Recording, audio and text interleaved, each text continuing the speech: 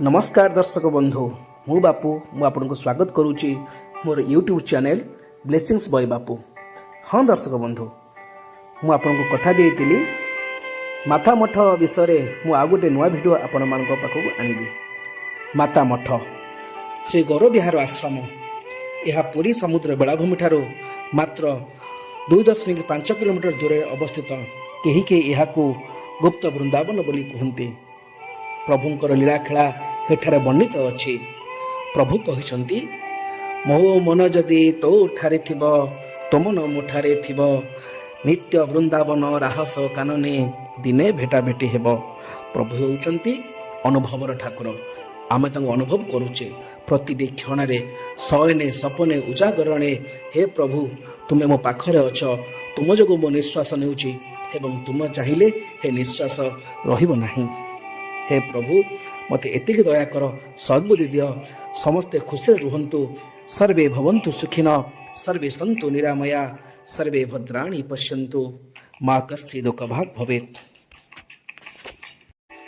प्रभु होउचंती अनुभवर ठाकुर, भक्तर भगवान। एही श्री गौर विहार आश्रम रे आपण माने प्रभु श्रीराम, प्रभु शिव एवं प्रभु लीलामय कृष्णंकर लीलाखेला एठारे वर्णित अछि। आउ मध्य चैतन्य महाप्रभुंक महिमा मध्य एठारे वर्णित। आसंतु जानिबा प्रभु श्री चैतन्य संपर्क रे।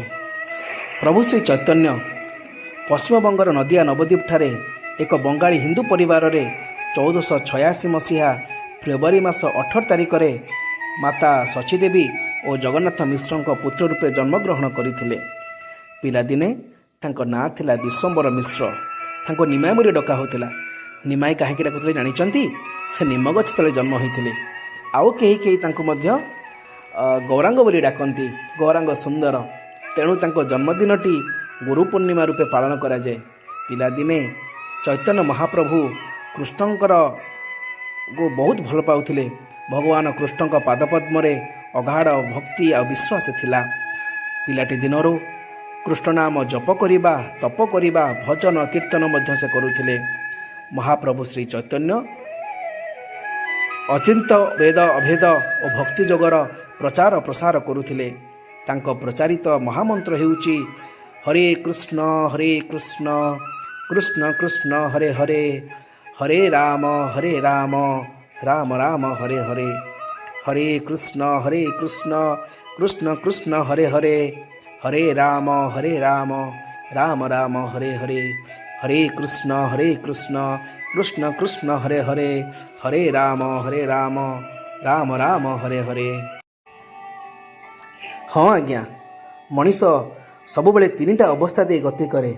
चेतन, अचेतन आउ अवचेतन। प्रभुंक पादपद्म रे स्थान पाइबाकु हेले आमर चेतना शक्ति को जागृत करने को पड़िबो। एही कली काल रे कर्ममय जीवन रे जीवनर तरी को पारी करने को केवल हरिनाम ही सार। यही कथा आमे नुहे प्रभु श्री चैतन्य महाप्रभु कहीदे जाइछंती। तेणु आज्ञा कथारे अछि कली जुगे कर भाई नाम संकीर्तन, अन्नदान वस्त्रदान वैकुंठे स्थान, भाई बोल बंधु बोल संपत्तिर साथी, जीव जीवा बेले एका गोविंद सारथी, गोविंद सारथी। सही गोविंद चरणार बिंदरे मोर अनंत कोटि प्रणाम। माता मठरे आपण माने पुराण जुगर कहानी मध्य जानिबाकु पाइबे। प्रभु श्री कृष्णंकर लीला एठारे वर्णित।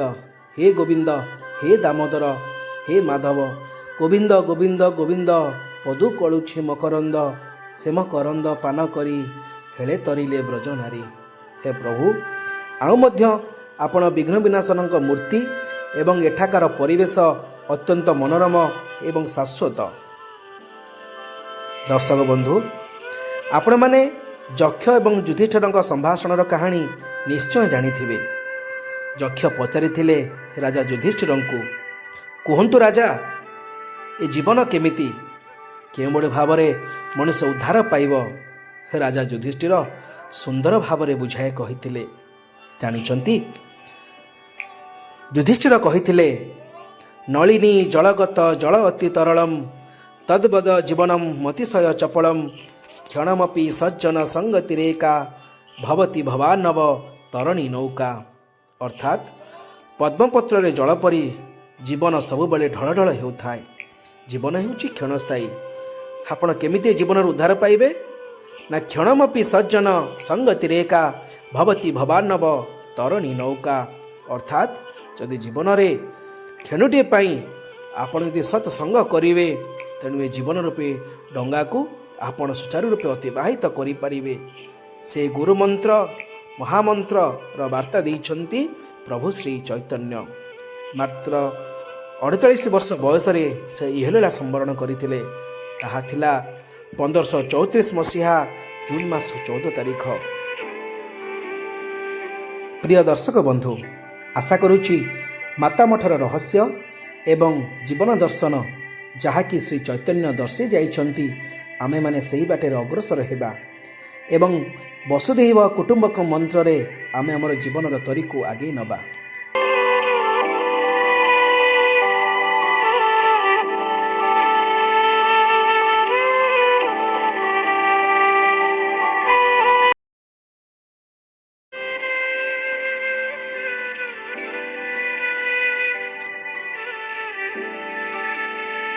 ରହୁଛି ଆଗକୁ ଏମିତି କିଛି ଜଣା କିଛି ଅଜଣା ଏବଂ ମୋ ଉପସ୍ଥାପନା ସହ ଦେଖାହେବ।